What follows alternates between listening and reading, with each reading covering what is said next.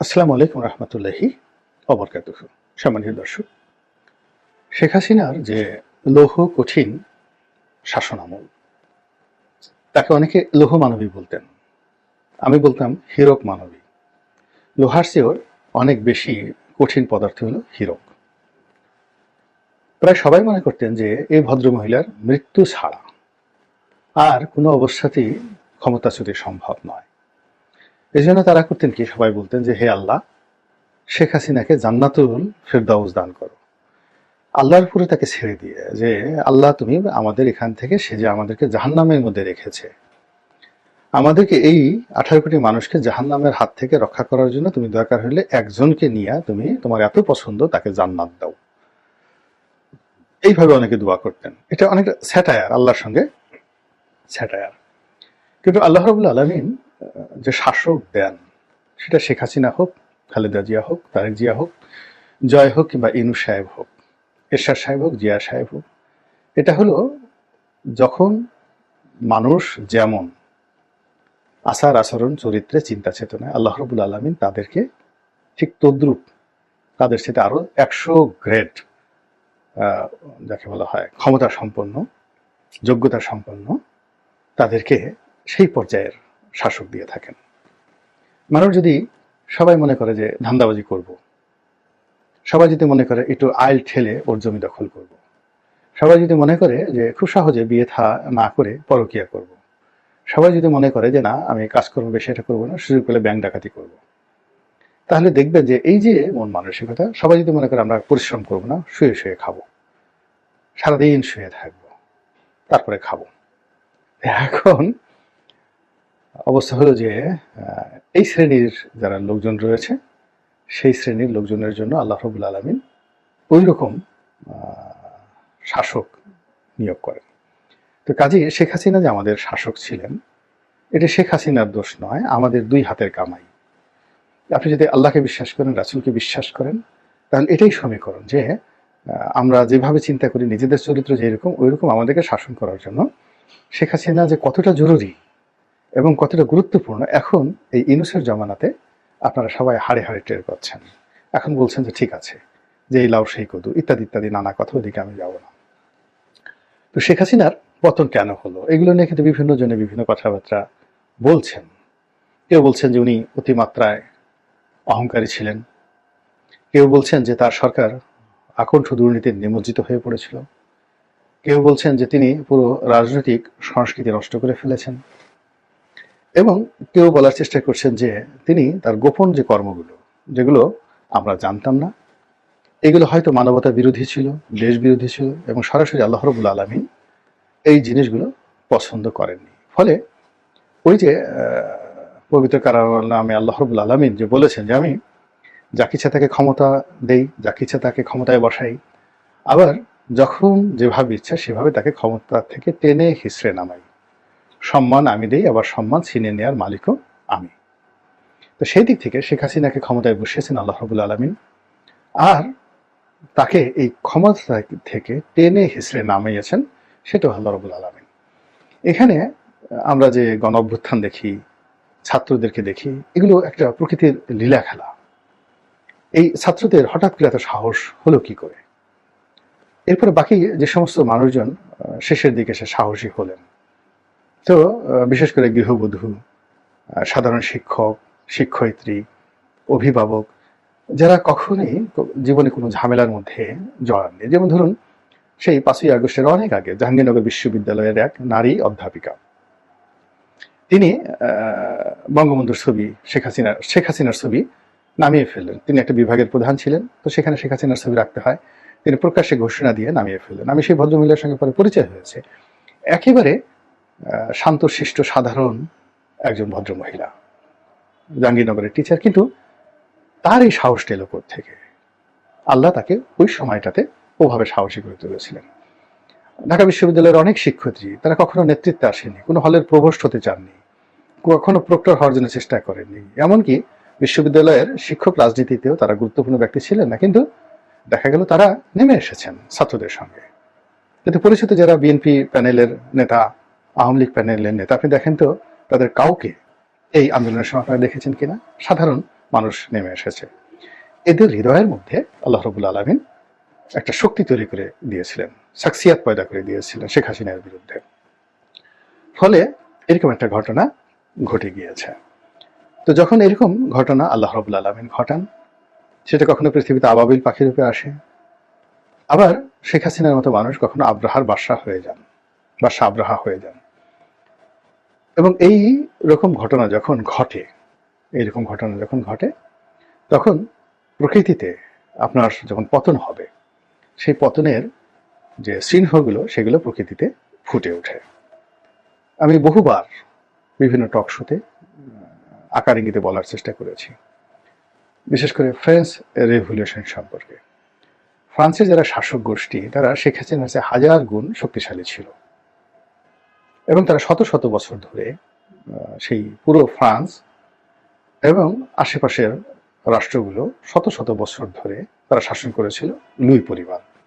তা আপনি চিন্তা করেন যে এক একজনে যদি 50 বছর করে শাসন করে থাকে, সেই 1600 লুই মানে 16তম লুই, তাহলে প্রথম লুই থেকে 16তম লুই 800 বছর তো এখানেই চলে গেছে।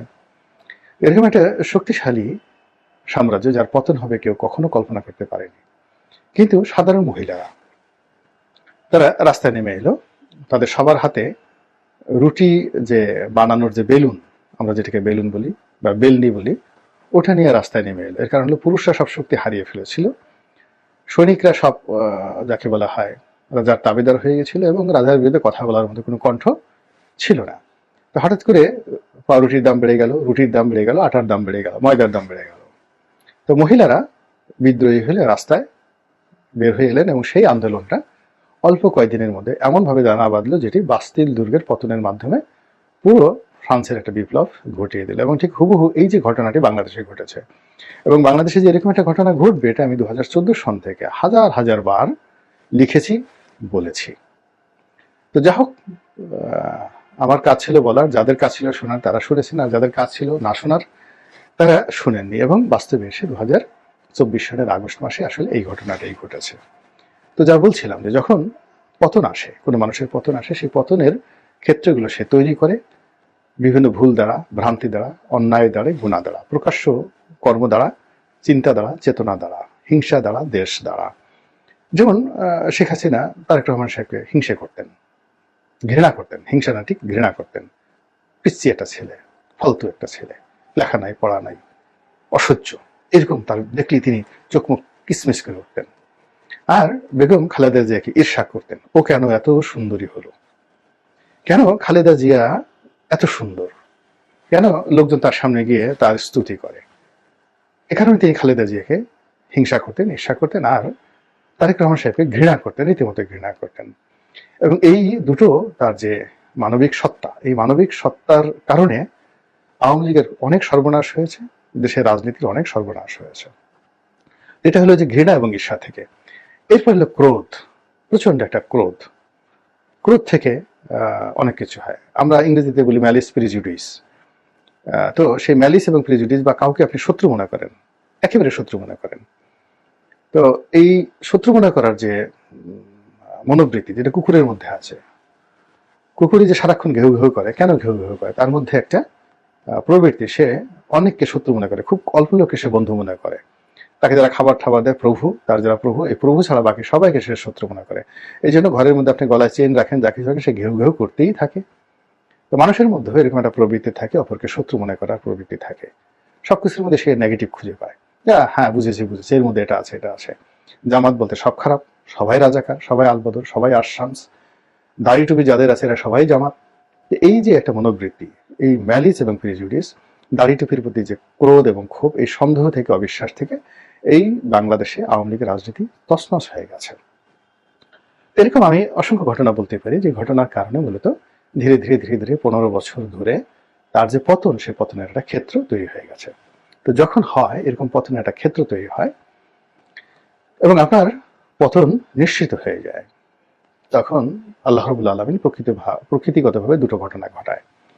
আপনার চোখে মুখে মৃত্যু দূত সবসময় ঘুরতে থাকে, আপনি ঘুমানোর সময় টের পাবেন, এবং যে লোকটির হাতে আপনার পতন হবে আপনি তাকে চিনতে পারবেন। কেউ তো মরে যাওয়ার পর ফিরে আসেনি, অনেকে বলেন যে মরার আগে আগে হযরত আজরাইল আলাইহিস সালামকে সেই যে যিনি মারা যাবেন মৃত পথযাত্রী তিনি দেখতে পারেন। তো তদ্রূপ এরকম যার হাতে পতন হবে সে তাকে চিনতে পারে, এবং ডক্টর মোহাম্মদ ইউনূসকে কিন্তু শেখ হাসিনা প্রথম থেকে চিনতে পেরেছিল, এবং তার প্রেক্ষিতে দেখেন সে বারবার চেষ্টা করেছে, কিন্তু প্রকৃতির কাছে সে পরাজিত হয়েছে, এবং এটাই হয়, সেই ইউনূসের হাতেই তার কিন্তু পতন হলো। এরকম আবার এই যে এখন দেখেন জামাত বাড়াবাড়ি করছে, বিএনপি বাড়াবাড়ি করছে, তারেক রহমান সাহেব ক্ষমতার পাদপীঠে চলে আসার পর্যায়ে চলে আসছেন, প্রধানমন্ত্রী হবে, এটাও শেখ হাসিনা কিন্তু আন্দাজ করেছিল, এটা প্রকৃতি তাকে বুঝিয়ে দিয়েছিল। অথচ তিনি যদি নিজে ঠিক থাকতেন তাহলে এই পরিস্থিতিগুলি তৈরি হতো না, আজকে যে পরিস্থিতি তৈরি হতো না, তার চলে যাওয়ার পরিস্থিতি তৈরি হতো না।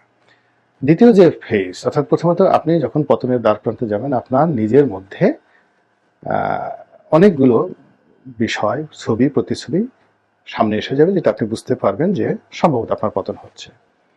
আর আপনার বাইরে, শরীরের বাইরে, পরিবারের বাইরে, কর্মক্ষেত্রের বাইরে কিছু ঘটনা ঘটবে, ছোট ছোট ঘটনা কিন্তু বিশ্রী, দুর্গন্ধময়, তারপর যাকে বলা হয় সমাজে এলোমেলো করে দেবে।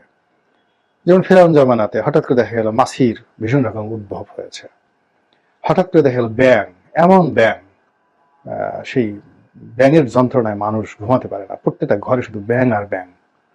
এটা ফেরাউনের পতনের একটা লক্ষণ ছিল। একটা সময় দেখা গেল যে নদীর পানি সব অখাদ্য হয়ে গেছে, লাল হয়ে গেছে, মানুষ মানে পানি আর খেতে পাচ্ছে না, দুর্গন্ধ হয়ে যাচ্ছে, সুপেয় পানি কোথাও পাওয়া যাচ্ছে না। তো সেই দিক থেকে বাংলাদেশের শেখ হাসিনার পতনের আগে অনেকগুলো ঘটনা ঘটেছে। তার মধ্যে এক নম্বর যদি আপনি বলেন সেটা হলো ছাগল কাণ্ড। কি একটা ছাগল, 15 লাখ টাকা একটা ছাগল বিক্রি হবে, এবং সেই ছাগল কে কিনলো, তারপরে কে বিক্রি করলো, সেটা নিয়ে যে কিনলো তার সর্বনাশ হলো, যে বিক্রি করলো তার সর্বনাশ হলো, এবং কোনো কিছুই নিয়ন্ত্রণের মধ্যে ছিল না। একটা ছাগলের কারণে দেখা গেল যে পুরো বাংলাদেশে মাথা থেকে মাথা পর্যন্ত তছনছ হয়ে গেল। ঠিক সেই যে সূরা বাকারার সেই গরুর মতো ঘটনা, কিংবা সূরা বাকারার সেই যে বাছুর পূজার মতো এরকম একটা ঘটনা।